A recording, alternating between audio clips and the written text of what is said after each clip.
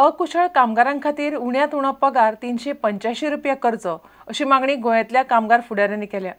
ही मागणी मान्य केली ना जाल्यार खर आंदोलन करपाची शिटकावणी गोवा राज्य कर्मचारी महासंघाचे फुडारी क्रिस्तोफर फोन्सेका, पुतू गांवकार आनी सुहास नायकान दिल्या।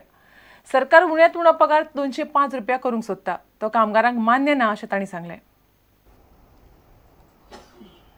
We oppose the decision of the government to revise the minimum wage to rupees 205 for unskilled category, and we stand with our demand that the minimum wage should not be less than rupees 350 rupees 385 rupees per day for unskilled category, and 385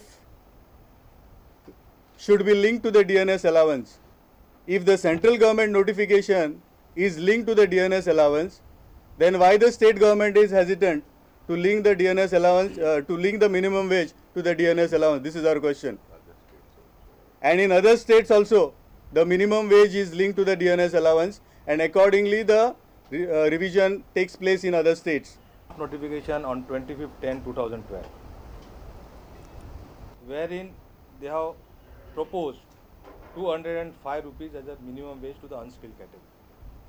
Now, I was surprised one thing, when the Chief Minister on the floor of the House has said during the last assembly election that minimum wage will be minimum 215.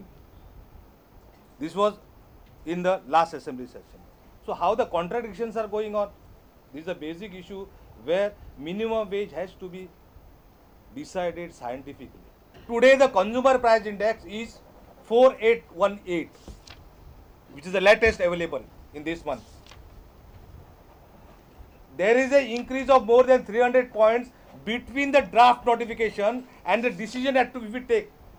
या सरकाराक आमी सांगूंक सोदता, शिटकावणी दिवंक सोदता, जरी तर तो सरकार मिनिमम वेजेस फायज करिना सारके जशें आमी मागला मिनिमम रुपीज 385 एका दिसाक दिसवाडो म्हणून, जाल्यार आमी सगळे रस्त्यार येतले आनी आमी गोंयभर चळवळ करतले, कित्याक आयज ह्या म्हारगायेक गरीब गोर लोकांक जिवपाक जायना।